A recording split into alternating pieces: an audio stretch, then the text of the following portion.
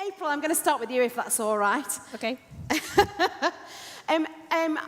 Obviously, lots of people have seen it. I've realised we're not the most sort of very white female stage this evening, so we're not doing very well in our diversity. I'm bringing a bit of diversity. But we'll let you bring a bit of diversity. I suspect lots of people have seen you around and kind of wondered.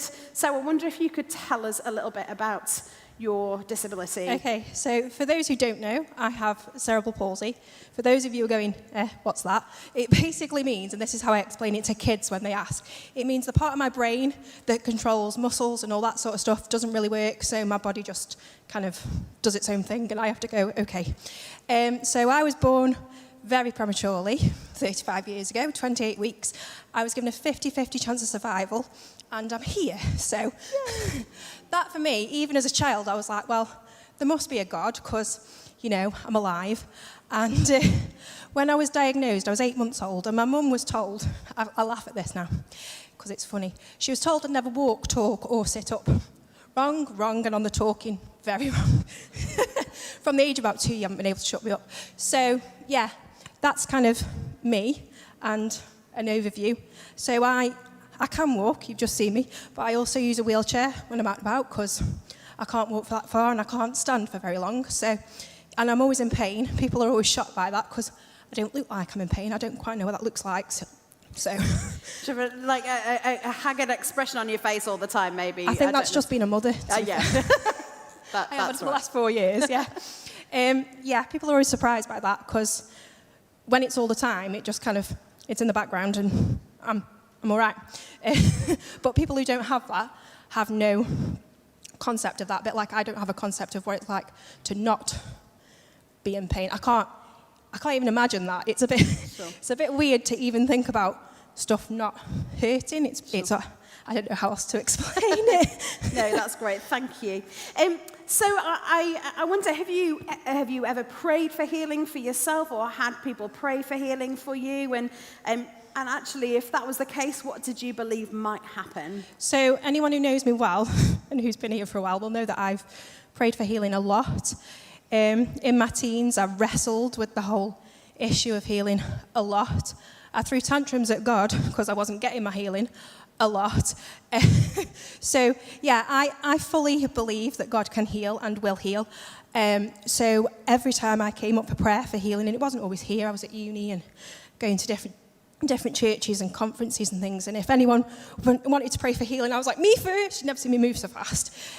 Because I fully expected that I would walk out healed, and yeah, it didn't happen, and that's hard, and I have wrestled with that a lot over the years. So yeah, I believe it can happen. It just hasn't. Okay, great, thank you. I wonder, often we kind of talk about healing as Christians and within the church. I wonder, from somebody who has a physical ailment, and you've talked about your own pain, that's something that you live with. I wonder, kind of to help us all not to say the wrong thing sometimes, actually, what's the most destructive thing or unhelpful thing that anyone's ever said to you? So when you posed this question to me earlier, I was like, I've got a list and I don't really know how to narrow it down. Because people often well-intentioned, of course, will say things that are very hurtful. And of course they don't mean it like that. And I think sometimes people have prayed for healing for me, and when it's not happened, that has to be my fault, not theirs. So there have been like lots of it's sin in your life, at which I was like, well, shouldn't we all be limping? Because I can't be any worse or any better than anybody else in this room. Or lack of faith, which, given the amount of times I prayed for it as a teenager, I don't think you could blame lack of faith for my lack of healing. And as much as, so you were talking about Jesus was saying, you know, go, your faith has made you well. I always think about the story in Acts 3, the beggar. No one asked him if he believed.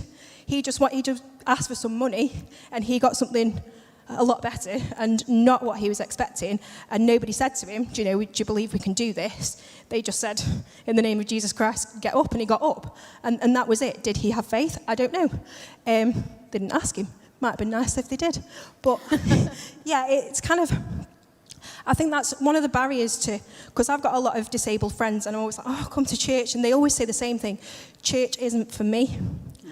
And one of the biggest barriers is that very often, and it hasn't happened here, hence why I'm still here 18 years later, but I go to churches when I was at uni, and the amount of times you walk in, and my disability is very obvious, if I'm in a wheelchair it's even more obvious, and you get pounced on.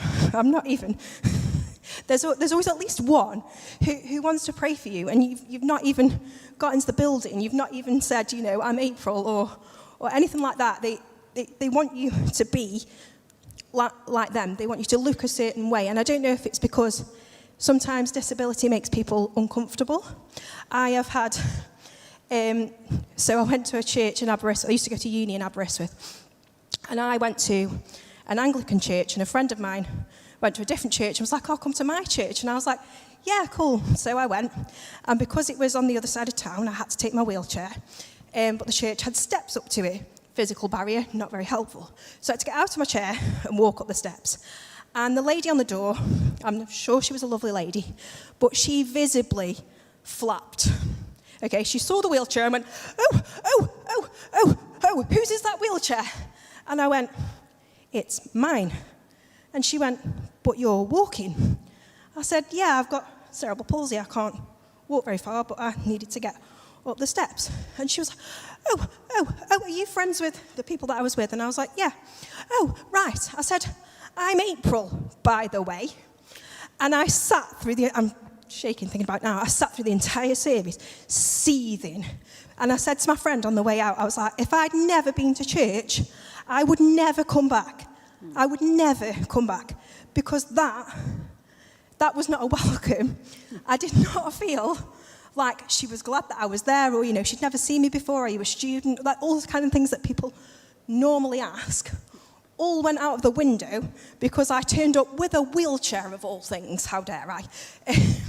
and that kind of thing, that's why people say to me, church isn't for me, because you can't just come in and say, oh, hi, I'm April, and I do whatever. It's oh, wait, there's a big thing we've got to flap about, and there's steps, and there might not be a disabled toilet, and all that kind of stuff. This is why flagging for enabling churches, Sue here, yeah. This is why enabling church is so important, actually, because those are the kind of, it's not even the physical barriers, but the barriers to actually disabled people come into church. Like, I remember the first time I saw another disabled person speak from the front. I promised myself I wasn't going to cry, but I cried the whole time that he was talking. And he was in a wheelchair, so couldn't get on the platform, he was at the front. And I realised when he stopped talking that the reason I was crying was because I'd never seen another physically disabled person. I'd never seen another physically disabled person on the platform. And representation matters. Yeah. I'd never seen someone who looked like me talking about their faith. Yeah. Because there are so many barriers to disabled people being in church, and that attitude of, well, actually, you need to be healed. Well, do we? Do we want to be? Not every disabled person does. Yeah. When I've had that conversation with my friends, they used to say to me, well, why do you want to be healed? Having cerebral palsy is part of who you are. Yeah. And actually, so accessibility and acceptance, we accept people as they come. And that's exactly what Jesus did. He accepted people and he welcomed people as they came. Yes, he might have healed them, but you can bet your bottom dollar that he didn't just go, oh, wait, by the way, you need to look like this before I will have a conversation with you. So yeah, I think that's the most important thing to me, is that just the acceptance, and that's why I'm still here. Because 18 years ago, when I started coming to the group, I came to the door, I was really nervous. I faked a headache for 3 weeks so I didn't have to come. Because, let me tell you, prior to this, my experience with Christians was not a good one. I often say it's a miracle that I'm a Christian because of the Christians that I've met and had conversations with in the street who've told me that, I can't go to heaven because I'm in a wheelchair. Okay. You've never met me, but okay. So yeah, I came and I was so nervous, and everyone gave me that warm welcome that I should have got in that church in Aberystwyth. That's what I got when I first came here. And that's what I found here is acceptance. It's never been an issue that I have a disability. I am loved and I am accepted exactly as I am. I'm not going to cry. I'm not going to cry. But I'm loved and accepted exactly as I am.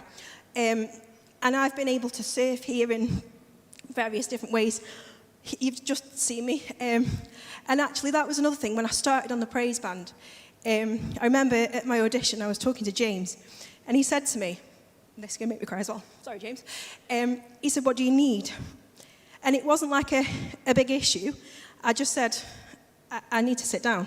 Like, I can't stand and sing. I'll fall over. I can't concentrate on standing and doing something else at the same time. I need to sit down. And chair. Simple as that. I'm included, I'm accepted, and I'm loved. And that's why I'm still here 18 years on, and you're probably not going to get rid of me. Sorry. Do you know what, April? We're so glad as well. And testimony to a great church that actually did that for you. And I think it's really interesting, isn't it, that whole thing about seeing the person before we see anything else, actually seeing the individual. Thank you. And just while we're on that, and it's great to see the person. I am a disabled person, and often people will say to me, oh, I don't see your disability. And in my head, I go, well, yes, you do. And I know it's meant with the best of intentions. But to me, and to be fair, it took me 33 years to get to the point of, my disability is not a negative thing. Like, I don't view it, the pain kind of sucks, but I don't view having a disability as a negative thing. It just is, and it's part of who I am, and it's totally okay to see my disability because it's visible, and you look at me and you can see it. So yeah, it's just language is really important, and I've been through a whole, especially over the last sort of 18 months of accepting that I am disabled. It took me a very long time to accept that if I was going to be able to walk even a little bit, I do need to use a wheelchair. That was a battle in my own head. Didn't want to look disabled, which is ridiculous because I just do anyway. I've come a long way with accepting my disability myself and going, okay, this is what I need to do to live my life, to be able to serve in church, to be a mum. I need to be in a wheelchair, and that's okay. I don't view that positively or negatively. It just is what it is. I'm a part-time wheelchair user, and that's fine. And the great thing is, the last time I came to church in my wheelchair, it was because I was having a bad pain day, and no one really asked me about it. It was just like, yeah, cool, Just what it is. Just in your chair, and I was like, great, like, thanks for not asking. Thank you for sharing your story, because it's really important that we hear individual stories. So I may come back to you in a moment, but I'm just going to move over to Trudy for a moment, because it's really great to hear of those kind of conversations, and actually how they can be challenging and difficult and not helpful sometimes. But we do, as you also said, April, we do believe in a God of miracles. And so I've invited Trudy to come and share kind of some of her story. So I'm just going to hand over to you, Trudy, to share with us. Thank you. Okay. I woke up the Saturday before last and felt a very strong nudge from God saying, you need to give your testimony this Sunday evening. So that's why. This is not something that I've shared with very many people. And I'll take you back to, so the summer of 2016, I started developing pains in my arms and my legs. They were constant. They were there all the time. I had a real deep sense of fatigue, which made day-to-day stuff very difficult. we have 3 young children. They were about 6 and under at that time, and it became really difficult to particularly pick up Henry and carry things around. I functioned day to day in my work and as a mum and here at church, but it was really difficult. And after a few months, I think I was like, this pain isn't really going away, and I better do something about it. So I went to the doctors, as you duly do, and started having some tests done. And basically, over the following kind of few months, there was nothing really that seemed to appear to be an issue that they could find. So once you've had those kind of symptoms for around 6 months, they tend to lump you into a non-specific diagnosis of chronic fatigue, ME, which is a complex syndrome.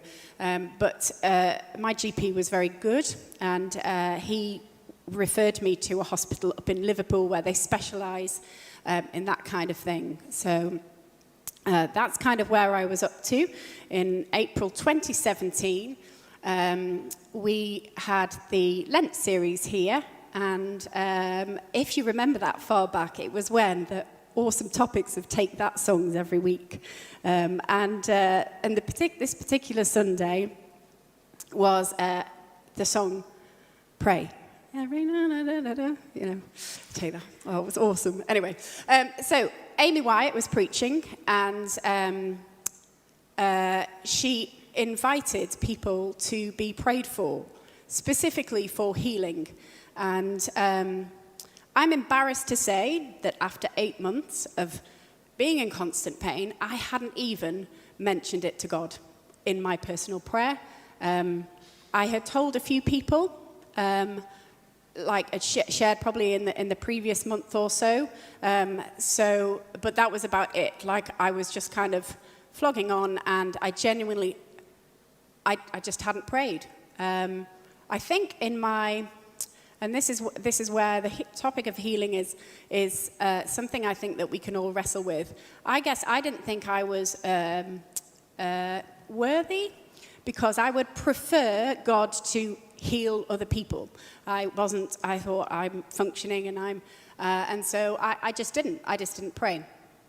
But God spoke to me very clearly. I was sat over there when the chairs were that way, and I almost felt like a physical nudge saying, go forward.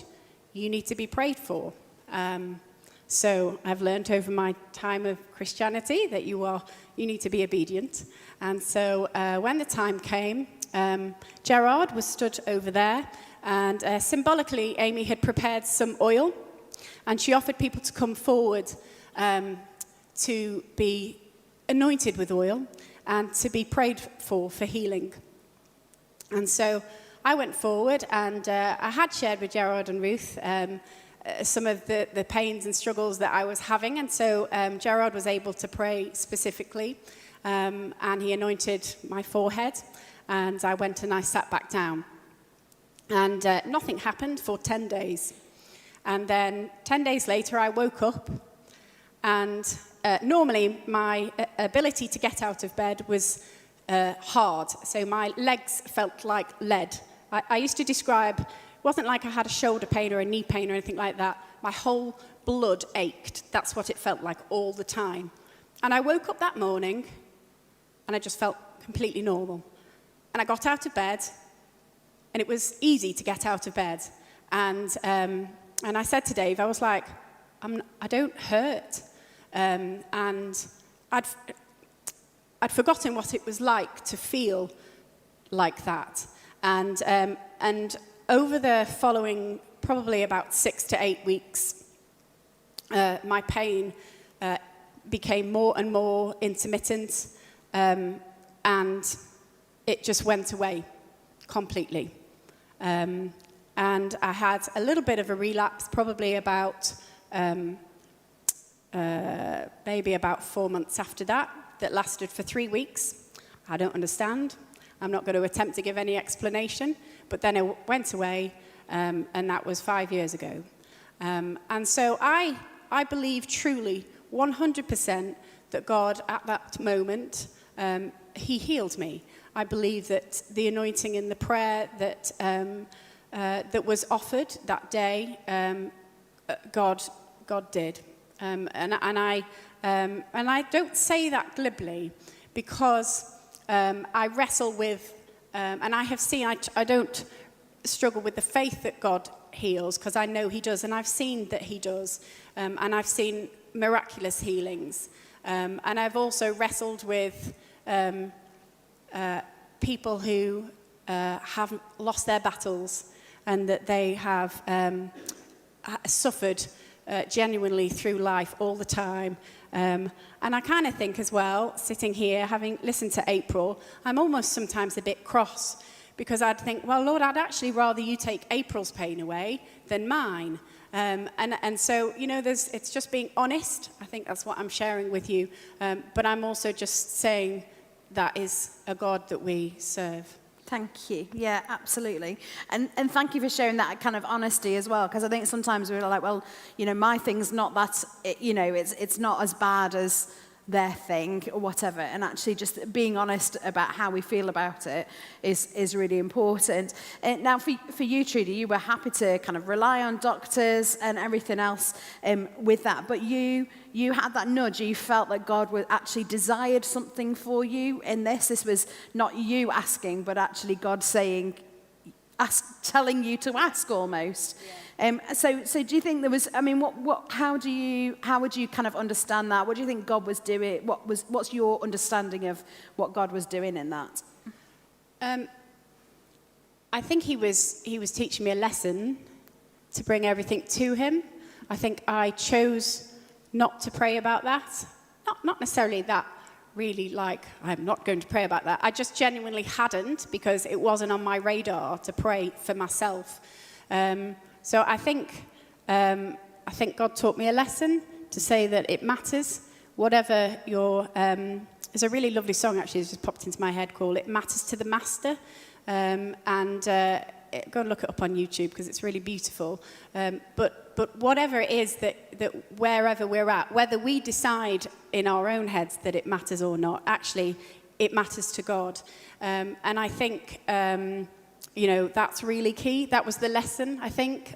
Not necessarily, I was grateful to be healed, but it was that I'm telling you because your day-to-day matters. And I think, yeah, that's what I learned. Great, thank you. Just as a kind of a last question for you both, I guess. April, you were talking a little bit about the fact that the last 18 months have been a moment of kind of recognition for yourself, and what's really lovely is kind of understanding that actually that maybe has been a healing process for you as well, as that kind of coming to terms with your own disability has actually been God working, and I don't think I'm kind of jumping to any conclusions with any of that. But what I kind of, as a kind of looking through bits of scripture as we've been, as preparing for this, actually I ended up being drawn to Revelation, and the vision that John has and everything that is shared within that. And that Revelation 21 reminds us this. It says, death will be no more, mourning and crying and pain will be no more. And that's talking about the kingdom which is yet to come. But it's really interesting you kind of say, well, actually, I don't mind my disability is part of who I am. And I think sometimes we jump to that conclusion that in heaven, everybody's going to be running around and skipping and dancing and what wholeness looks like. And I wonder for both of you, actually, what wholeness in that revelation kind of understanding might be. Because I think for me, there's something very wonderful about the fact that actually it talks about our spiritual and emotional life, possibly even more than it just talks about our physical. So April, what are your reflections on that, if any?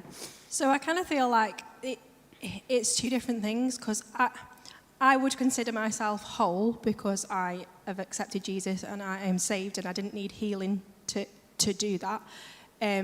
But I've often said this, that when I get to heaven, I will be running laps. One of the things I've always wanted to do is run full pelt just to know what it feels like to run full pelt. I can't do it. I tried in primary school and landed flat on my face because my ankles gave way, didn't do it again. But yeah, I do say to people, every 10,000 years you'll just see me run past you.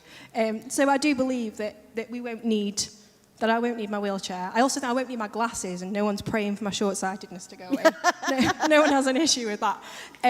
So yeah, the spiritual is far more important. Like you were saying, Jesus is far more interested in my heart than in what my legs are doing. So it's kind of a different thing, like, because I'll leave my wheelchair behind, but also this physical body, it doesn't go with me. So I am whole, and I will be whole, and that'll look like two different things because it's different, isn't it? So, and the no pain thing, I'm guessing, is quite a bonus for you as well. Yeah, it's funny because I often joke that if I ever woke up with no pain, I'd think that I'd died, and I will have. So. Brilliant, thanks. Trudy, anything you want to add? I just think that's the hope of heaven is what we cling to, really. I think my job as a physio, I deal with people in pain every day who part of my role is to help them. Sometimes we get rid of the pain and sometimes we don't. So I have an understanding of what it's like to live with physical pain, but also to live with mental pain. And I think sometimes God chooses to mend broken things. And offer healing in this earthly life, so what I would encourage you is to pray anyway and to ask. His timing is His timing, and it may be that the answer is not yet, and it may be the answer is not this side of heaven, or it might be yes. And none of us, I don't think, we'll tie ourselves up in knots attempting to decipher some of the theology behind of all of that. But just know that God is sovereign and that His decisions are always the best. And I think I look towards heaven and I can't wait. Amen. Amen. Bless you. And I've seen sometimes it's suffering. It's so painful to watch people. I know there's many of you here who are battling some of that. Sorry. And God cares. He really cares. My prayer is that He will limit that pain to some degree in this earthly life, but that we cling on to that hope and security and absolute certainty of heaven, where there is no more pain and there's no more crying. And God will just, if there is, and we get there and we start to cry, God will wipe those away.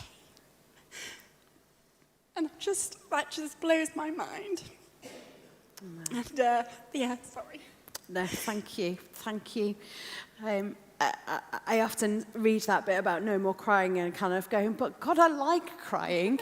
Actually, maybe it's just crying for not good reasons, because actually our tears are expressions of who we are and what we're passionate about. And thank you for sharing yours with us.